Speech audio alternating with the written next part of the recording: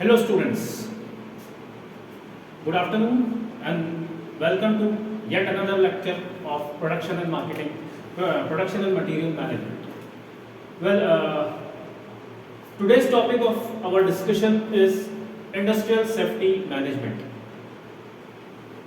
As the name goes, industrial safety management, it is the process through which we manage safety within industrial undertakings. Industrial safety management, अगर मैं इस concept की बात करता हूं, इस प्रोसेस की बात करता हूं या इस फंक्शन की बात करता हूं, बेसिकली जो आपका इंडस्ट्रियल सेफ्टी है वो डील करता है with safety with in the industrial undertakings. ठीक है, तो जो भी आपकी इंडस्ट्रियल अंडरटेकिंग्स हैं, जो भी आपके फैक्ट्री प्रीमाइसेस हैं, जो भी आपके प्रोडक्शन हाउसेस हैं, उस प्रोडक्शन एरिया के विदिन, उसके अंदर, उसकी जो बाउंड्रीज हैं, उसके जो पेरिफेरियल एरियाज हैं, उसके अंदर जो भी नेसेसरी सेफ्टी मेजर्स हैं, वो सेफ्टी मेजर्स प्लान आउट करना प्लस उनको इंप्लीमेंट करना। ठीक है, तो proper planning as well as execution, proper planning as well as execution of safety measures within industries, वो आपका इंडस्ट्रियल सेफ्टी कहलाएगा। आप देख सकते हैं यहाँ पर मैंने लिखा हुआ है इंडस्ट्रियल सेफ्टी, आगे लिखा हुआ है creating safe and efficient work environment. जो आपका इंडस्ट्रियल सेफ्टी है, industrial safety as a branch of study या इंडस्ट्रियल सेफ्टी को अगर मैं बात करता हूँ as a part and parcel of your managerial activity, तो इंडस्ट्रियल सेफ्टी मैनेजमेंट जो है वो डील करता है किसके साथ?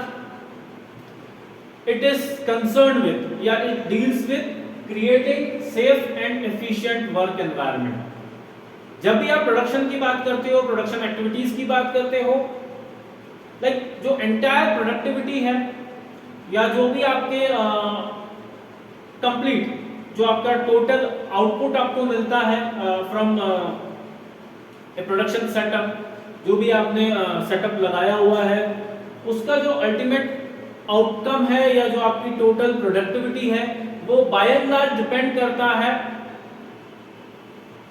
किस तरह से आप वहां पे प्रोसेसेस कैरी आउट करते हैं। जितना एक हम ऐसा कह सकते हैं कि सेफ एंड सिक्योर, जितना फ्रेंडली, जितना फैमिलियर और जितना कंफर्टेबल वर्क प्लेस आप ऑफर करेंगे आपके एम्प्लॉइज को, उतने ज्यादा प्रोडक्टिव वो एम्प्लॉइज होंगे। ठीक है, तो इंडस्ट्रियल सेफ्टी जो है वो डील करता है किसके साथ? सेफ और एफिशिएंट वर्क एनवायरनमेंट प्रोवाइड करने के साथ। कॉन्सेप्ट एंड मीनिंग में आप देखो यहाँ पे 3 वर्ड्स मैंने लिखे हुए हैं, reducing, controlling and eliminating hazards. Now जब मैं हैजार्ड्स की बात करता हूँ, हैजार्ड्स जो एक वर्ड है वो हम कह सकते हैं hazard is just like accidents या मिसहैपनिंग्स जो होती हैं आपकी वर्क प्लेस पे। तो वर्क प्लेस पे किसी भी तरह का एक अनफॉर्चुनेट इंसिडेंट, एक जो हैपनिंग है, एक ऐसी हैपनिंग जो कि समहाउ अनप्लीजेंट है, अनफोर्सीन है और जो कि कुछ नेगेटिव रिजल्ट्स आपको देकर जाती है, उस तरह की हैपनिंग, उस तरह के ऑकरेंसेस, उस तरह के जो इवेंट्स आपके वर्क प्लेस पे ऑकर होंगे, उन इवेंट्स को समहाउ 3 चीजें लिखी हुई है, 3 वर्ड्स लिखे हुए हैं। पहला reduce, control and eliminate. Reduce करना मींस चांसेस या प्रोबेबिलिटी कम करना ऐसे इवेंट्स की, उनको लिमिट करना, रिस्ट्रिक्ट करना। तो रिड्यूस हैजार्ड, रिड्यूस एक्सीडेंट, तो एक्सीडेंटल रेट्स जो है, एक्सीडेंटल रेट्स को कट ऑफ करना, उसको डाउन लाइक लेके आना, वो आपका इंडस्ट्रियल सेफ्टी है। दूसरा इंडस्ट्रियल सेफ्टी में मैनेजमेंट जो है वो किसके साथ डील कर रहा है? आपका कंट्रोल करना। Once certain like accident takes place in the work environment, ठीक है, तो उसको इमीडिएटली एक्शन लेके कंट्रोल करना या वहां पे जो उसके कॉन्सिक्वेंसेस हैं, जो उसके short term and long term repercussions आपको मिलेंगे। उन रिपरकेशंस को हम ऐसा कह सकते हैं कि अगेन लिमिट करना या रिस्ट्रिक्ट करना। तो कंट्रोलिंग पहला था रिड्यूस करना, मतलब हमने क्या करा, जो ऑकरेंसेस हैं उनके चांसेस, उनके नंबर्स को कम किया। अगर किसी तरह का कोई मिसहैपनिंग होता है तो उसके इम्पैक्ट को, उसके इफेक्ट को, उससे होने वाले जो हम कह सकते हैं कि उसका जो डार्कर साइड है, ठीक है, उसको कंट्रोल करना and then eliminate again to bring down the chances of accidents, avoid करना, ठीक है। किसको अवॉइड करना? जो ऑकरेंस के चांसेस हैं उन चांसेस को अवॉइड करना। तो जब भी मैं इंडस्ट्रियल सेफ्टी की बात कर रहा हूं तो इंडस्ट्रियल सेफ्टी से मेरा कंसर्न है जो भी हैजार्ड्स हैं, जो भी एक्सीडेंट्स हैं, उनको रिड्यूस करना, कम करना, कंट्रोल करना और उनको हटाना। आपके सिस्टम में वो वंस ट्वाइस या कभी भी at any point of time वो एक्सीडेंट्स टेक प्लेस ना करें, वो चीज इंश्योर करना, ठीक है। ये आपका इंडस्ट्रियल सेफ्टी होता है। अब जब मैं एक्सीडेंट्स की बात करता हूं तो there would be like various types of accidents, अलग अलग तरह के एक्सीडेंट्स हो सकते हैं। उसके बहुत सारे डिफरेंट कॉजेज हो सकते हैं, there would be an number of causes, ठीक है। अगर हम बात करते हैं लेट्स से आपके इंडस्ट्रियल अंडरटेकिंग के अंदर या आपके प्रोडक्शन जो यूनिट है वहां पर आप कुछ हॉइस्ट एंड लिफ्ट्स का मटेरियल हैंडलिंग पर्पस से हॉइस्ट एंड लिफ्ट जो है यूज करते हैं। अब मान लेते हैं जो लिफ्ट है या जो आपके कन्वेयर है उसका बेल्ट जो है ऑल ऑफ अ सडन टूट जाता है, द लिफ्ट में सडनली इट फेल डाउन, वो नीचे आ जाता है। तो ये ऐसे ऑकरेंसेस हैं लाइक इसके कॉजेस की अगर मैं बात करने जाऊं तो रूट कॉजेस में फाइंड करने जाऊं तो हो सकता है कि या तो वो प्रॉपर्ली मेंटेन नहीं थी, ठीक है। तो जब मैं मशीन के या उस लिफ्ट के मेंटेनेंस की बात करता हूं तो वहां कोई एक कमी रह गई होगी, हमने उसको टाइमली मॉनिटर नहीं किया। जो ऑयलिंग और ग्रीसिंग या बाकी के जो मेंटेनेंस रिलेटेड एक्टिविटी की बात होगी, कहीं ना कहीं आपसे वहां पर चूक हुई होगी और उसको मिस आउट करने की वजह से वो एक्सीडेंट हुआ। या तो हमने उस पर लोड ज़्यादा दे दिया होगा। जब हम कैपेसिटी की बात करते हैं, लेट्स से लिफ्ट का अपना एक बियरिंग कैपेसिटी है और अगर आपने उस बियरिंग कैपेसिटी के एक्सेस में कुछ मटेरियल वहां लोड कर दिया तो देयर आर चांसेस कि उसकी वजह से, ओवरलोड की वजह से वो नीचे गिर गई या टूट गई। तो कॉजेस की जब हम बात करते हैं या लेट्स से वहां पर कोई ह्यूमन एरर हो गया होगा, आपने उसको ऑपरेट करने में कुछ सडनली कुछ वहां पे गड़बड़ हो गया हो, तो कॉजेस अलग अलग हो सकते हैं। जब मैं इंडस्ट्रियल सेफ्टी की बात करता हूं तो अलग अलग एक्सीडेंट्स जो पॉसिबली इमर्ज हो सकते हैं which may take place at your work place, ऐसे एक्सीडेंट्स को फोर्सी करना, परसीव करना, उनको कहीं ना कहीं पहले से ही वेल इन एडवांस, ठीक है ना, अंदाजा लगाना उनका। तो एंटिसिपेटिंग के क्या एक्सीडेंट्स हो सकते हैं, क्या उनके कॉजेस हो सकते हैं, तो उनके कॉजेस के लिए पहले से ही कुछ प्रिकॉशनरी मेजर्स लेके रखना, क्योंकि like there are two different approaches. या तो क्या होगा, किसी भी एक्सीडेंट को लेके हम एक प्रोएक्टिव अप्रोच रखेंगे, प्रिवेंटिव अप्रोच, या फिर हम उसको क्या करेंगे लाइक उसको रिस्पॉन्स करेंगे तो एक रिएक्टिव अप्रोच होगा। तो प्रोएक्टिव और रिएक्टिव, या तो आप प्रोएक्टिव हो पहले से ही, जिसको बोलते हैं ना कि आप वही प्रिवेंटिव मेंटेनेंस और बाकी चीजों को प्रैक्टिस में लेके रखें। आप टाइमली जो है एक शेड्यूल बना के मशीन्स को मॉनिटर करें, उनका जो भी वियर एंड टियर है, उस रखरखाव जो है उसके ऊपर आप एफर्ट्स लगाएं, उसके ऊपर आप पैसा खर्चा करें। तो ये सारी चीजें जो है ये आपको हेल्प करेगी किस चीज में, उन एक्सीडेंट्स के ऑकर नहीं हो उस चीज के अंदर, ठीक है। तो दीज आर दी सिनेरियोस जो कि ऐसा है कि आप एक्सपेक्ट कर सकते हैं। तो पहली चीज कि जो भी एक्सीडेंट्स हो सकते हैं उनको एंटिसिपेट करना,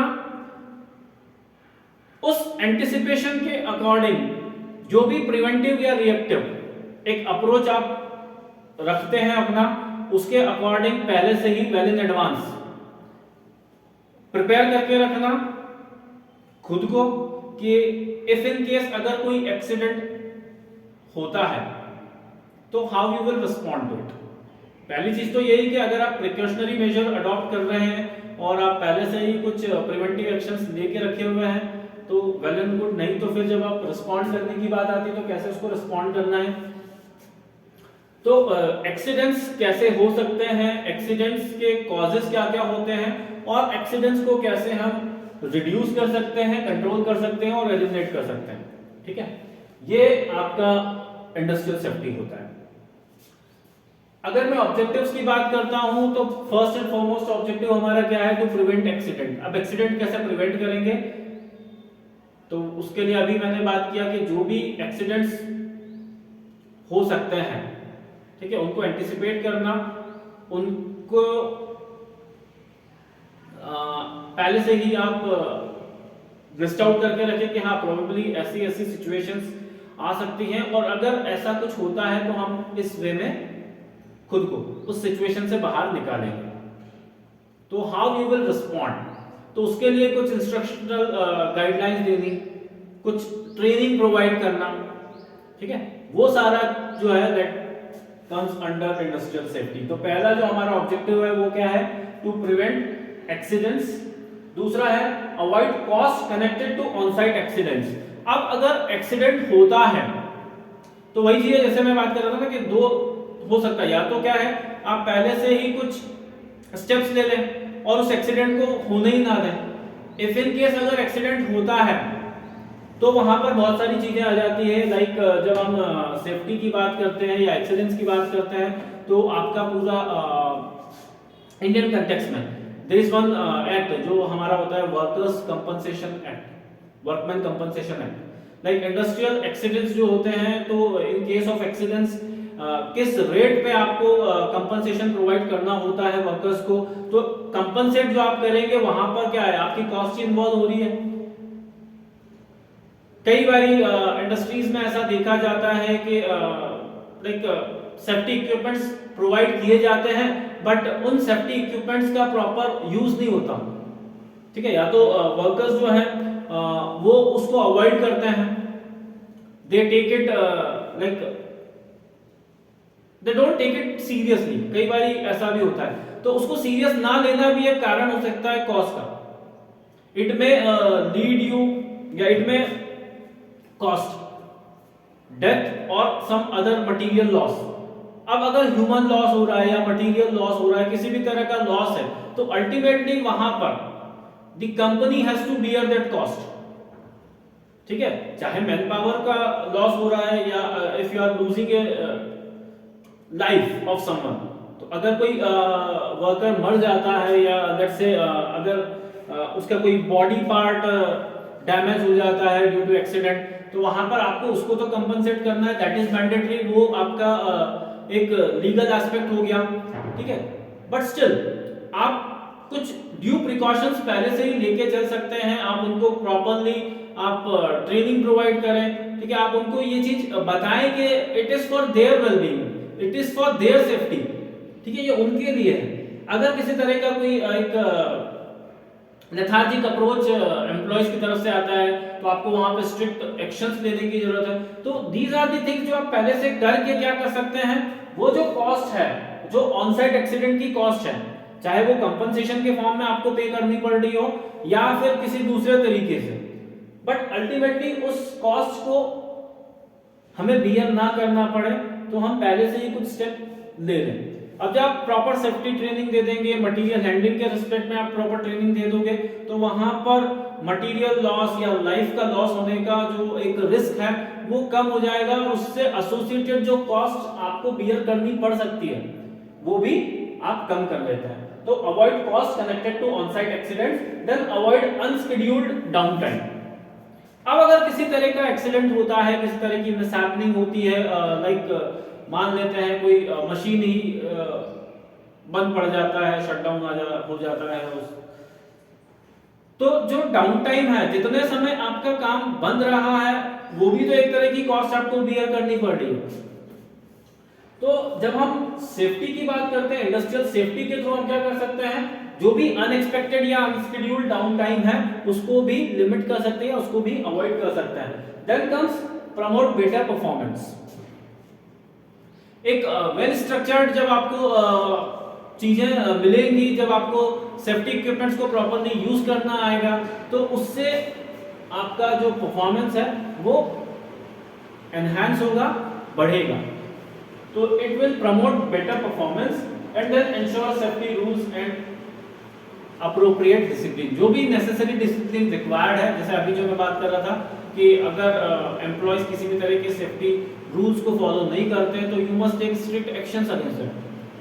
अब वो स्ट्रिक्ट एक्शन लेना वो एक डिसिप्लिनरी एक्शन लेने की जैसा है। तो हमें ये भी इंश्योर करना है कि जो भी हमने सेफ्टी पॉलिसीज बनाई है या सेफ्टी रूल्स हमने लेट डाउन किए हुए हैं, उन सेफ्टी रूल्स को फॉलो किया जाए by each and every person. आप देखो यहाँ पर ऊपर हमने लिखा हुआ था एवरीवन एंड एवरीथिंग। तो जब हम इंडस्ट्रियल सेफ्टी की बात कर रहे हैं तो इंडस्ट्रियल सेफ्टी किसके साथ कंसर्न है?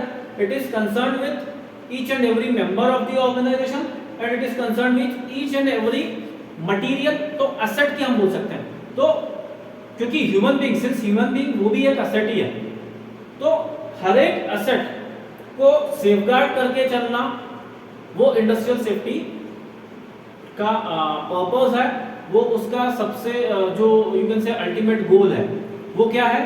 To ensure the safety of everyone and everything at the work place.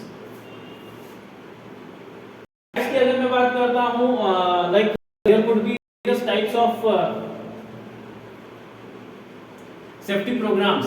अलग अलग तरह के सेफ्टी प्रोग्राम्स हो सकते हैं। पहला जो आपका सेफ्टी होगा या पहला जो इंडस्ट्रियल सेफ्टी होता है वो होता है with respect to your work place, या जिसको हम कह सकते हैं ऑक्यूपेशनल एंड वर्क प्लेस। जो भी आपका साइट है, उस साइट से जुड़ी हुई जो सेफ्टी आपको फॉलो करनी है, सेफ्टी रूल्स, सेफ्टी मेजर्स आपको फॉलो करने हैं, वो आपका होगा occupational and work place safety. To make your work place safe enough. तो सेफ और सिक्योर वर्क प्लेस बनाना वो पहला सेफ्टी। देन दूसरा fire separation. Like in most of the cases जो एक्सीडेंट्स होते हैं वो होते हैं ड्यू टू फायर आउटबर्स्ट। ठीक है, तो आग ना लगे, लाइक बहुत सारे इंडस्ट्रीज के अंदर जहां पर फर्नेसेस होते हैं, जहां पर लाइक हीटिंग ट्रीटमेंट दिया जाता है मटेरियल को, तो वहां पर चांसेस हैं कि फायर इरप्ट हो जाए। अगर फायर इरप्ट होती है तो कैसे आपको फायर को सप्रेस करना है, कैसे आपको फायर को कंट्रोल करना है। तो फायर एक्सटिंग्विशर्स जो होते हैं, किस तरह से आपको फायर एक्सटिंग्विशर्स को यूज करना है, किस तरह से आग बुझानी है। तो वो जो एक कई बार आप देखते हो मॉक ड्रिल दिया जाता है, किस तरह से फायर एक्सटिंग्विशर्स को यूज करना है एंड ऑल। तो वो आपके सेफ्टी ट्रेनिंग का ही पार्ट है। Fire separation is one of the safety program या टाइप ऑफ सेफ्टी की अगर हम बात करते हैं तो how to control fire outburst. फिर है इलेक्ट्रिकल, अगर लाइक जो सर्किट्स होते हैं, बिकॉज इलेक्ट्रिसिटी वो भी एक मेजर कॉज हो सकती है एक्सीडेंट का। तो अगर इलेक्ट्रिकल सर्किट जो होते हैं वहां पर किसी तरह का फॉल्ट होता है, ठीक है, तो वायरिंग जो है आपकी, अगर वायरिंग के चलते या दूसरे कुछ इलेक्ट्रिकल अप्लायंसेस की जब हम बात करते हैं तो उनको यूज करते समय अगर किसी तरह का कुछ एक एक्सीडेंट होता है तो वो आपके इस कैटेगरी में जाएगा। और जो भी इलेक्ट्रिकल अप्लायंसेस होते हैं आपके, लाइक इलेक्ट्रिक सर्किट्स जो होते हैं, प्लस आपके जो जब हम पावर की बात करते हैं तो जो आपके पावर के सोर्स होते हैं, ठीक है, वहां पर क्या क्या आपको प्रिकॉशंस रखने हैं, उससे रिलेटेड जो होगी that will be electrical safety. फिर मटेरियल हैंडलिंग के रिस्पेक्ट में जब हम बात करते हैं तो अभी जब मैं बात कर रहा था जो मटेरियल हैंडलिंग के लिए आप यूज करते हैं अलग अलग इक्विपमेंट्स, ठीक है, कैसे उनको यूज करना है, कैसे उनको मॉनिटर करना है, वो सारी जो चीजें हैं वो मटेरियल सेफ्टी के अंदर जाता है। एक जो होता है दैट इज एनवायरमेंट सेफ्टी। आप देखोगे ईएमएस करके there is environment management system. जिस तरह से आपका आईओसी के स्टैंडर्ड्स होते हैं, क्वालिटी के स्टैंडर्ड्स होते हैं, तो जिस तरह से आपका आईएसओ है 9000 सीरीज, वैसे ही जब आप वहां पे बात करोगे तो आईएसओ के अंदर यू विल फाइंड 14000 सीरीज जो कि ईएमएस एनवायरमेंट मैनेजमेंट सिस्टम के साथ रिलेट करता है। अब जब मैं एनवायरनमेंट की बात करता हूं तो अपने एनवायरनमेंट को सेफ रखना, लाइक आपके रेन वाटर हार्वेस्टिंग से लेके तो जो आप वाटर का ट्रीटमेंट देते हैं, फिर उसको कहाँ कैसे डिस्पोज करना है, वो सारी चीजें। वेस्ट मैनेजमेंट की जब मैं बात करता हूं, बिकॉज वेस्ट वो रिजल्ट करता है कहां पर, अगेन पॉल्यूशन और बाकी चीजों में, तो उससे भी एक्सीडेंट्स हो सकते हैं। अगर आप टाइमली डंप नहीं करते अपने वेस्ट को तो भी एक्सीडेंट्स के चांसेस हैं, ठीक है। If your employees get expose to like the industrial waste for a longer duration of time या for prolong duration of time, तो it may result in like कुछ रेस्पिरेटरी प्रॉब्लम्स उससे हो सकती हैं, कुछ रेस्पिरेटरी डिसीजेस उससे हो सकती हैं, तो उन चीजों को भी आपको कंट्रोल में रखना होता है। तो उसके लिए जब हम एनवायरनमेंट इन जनरल, जो आपका वर्क एनवायरनमेंट है या इवन एनवायरनमेंट इन जनरल, उसके सेफ्टी की रिस्पेक्ट में जब हम बात करेंगे तो वहां पर environmental safety will come into picture. तो there would be different types of safety या different types of industrial safety और उससे जुड़े हुए इंडस्ट्रियल सेफ्टी प्रोग्राम्स, तो वो इस अलग अलग कैटेगरी या हेड में जा सकते हैं। अब जब बात आती है इंडस्ट्रियल सेफ्टी को इंश्योर करने की, तो हम कैसे इंडस्ट्रियल सेफ्टी मेंटेन करके चल सकते हैं, हाउ? तो बहुत सारे इक्विपमेंट्स यूज किए जाते हैं। इन टूल्स एंड इक्विपमेंट्स को आप एक ब्रॉड टर्मिनोलॉजी से यूज कर सकते हैं, that is called PPE, personal protective equipments. अब पर्सनल प्रोटेक्टिव इक्विपमेंट्स की अगर हम बात करते हैं, एज ए पर्सन आपको जो सेफगार्ड करते हैं वो वाले इक्विपमेंट्स, ठीक है। तो आपको प्रोटेक्ट करने वाले इक्विपमेंट्स, पर्सन को प्रोटेक्ट करने वाले equipments, personal protective equipments, PP. तो विद द हेल्प ऑफ या by applying right set of PP, आपने एक वर्ड सुना होगा पीपीई किट। अभी जब हमने बात किया होगा कोरोना वायरस की, जब हम एक आउटबर्स्ट जो हुआ था, ठीक है, जब पिछले जो हमारे 2 साल जो है पूरा जो कोविड रहा, आपने ये टर्म बहुत बारी सुनी होगी पीपीई किट। लाइक डॉक्टर्स के लिए पीपीई किट होती थी, या जो आपके मेडिकल अटेंडर्स होते थे they used to be in PPE kit. अब ये पीपीई किट जो है it is nothing but personal protective equipment ही है, पीपीई। पर्सनल प्रोटेक्टिव इक्विपमेंट्स की जब हम बात करते हैं तो वहां पर क्या क्या इक्विपमेंट्स आते हैं, लाइक अगर हम आईज के प्रोटेक्शन की बात करते हैं, आपकी आंखों के लिए सेफ्टी ग्लासेस आर देयर।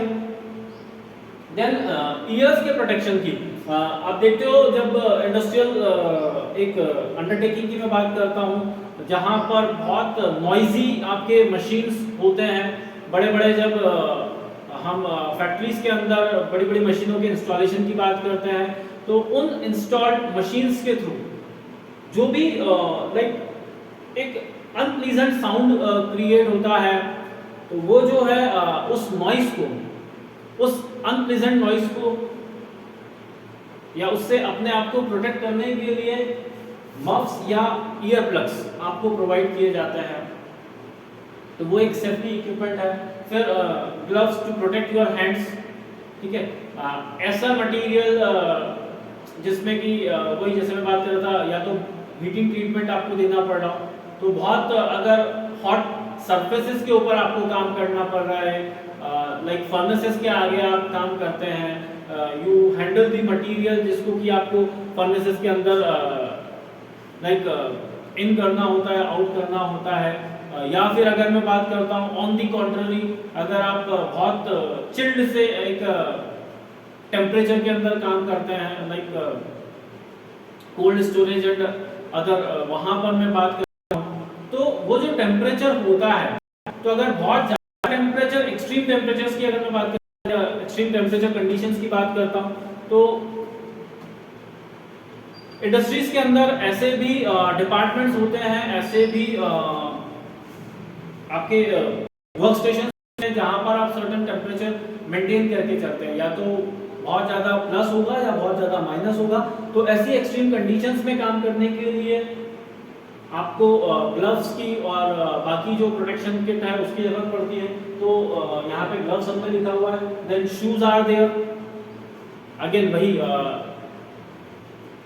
आपके प्रॉपर ग्रिपिंग, या एक ऐसे पर्टिकुलर मैं बात करता हूँ, जैसे जब मैं माइंस की बात करता हूँ या मैं एक ऑयल रिफाइनरी की बात करूँ, तो वहाँ पर जो सरफेस होता है बहुत ज़्यादा स्लिपरी होता है, या इवन अदर देन दैट भी आप बाकी अगर दूसरी तरह नेचर ऑफ इंडस्ट्रीज की भी बात करोगे, तो वहाँ पर भी अगर नेचर ऑफ ऑपरेशन ऐसा है जहाँ पर कुछ लुब्रिकेंट आप यूज करते हैं या बाकी चीजें आप यूज करोगे और उससे सरफेस के चांसेस है कि सरफेस गेट स्लिपरी, तो अगर वो स्लिपरी सरफेसेस है तो उस पर प्रॉपर वर्क करने के लिए आपको थिक लाइक बेस वाले शूज और बाकी चीजों की भी जरूरत पड़ती है। तो शूज, सेफ्टी शूज वो एक इक्विपमेंट है। उसके बाद फेस शील्ड्स, जब हम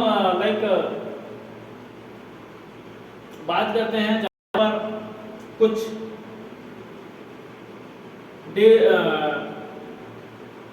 कह सकते हैं आपके कुछ पार्ट्स आप कट करते हैं, तो उससे जो निकलने वाले पार्टिकल्स हैं वो आपके फेस पे ना लगे, तो उस तरीके से चीजें।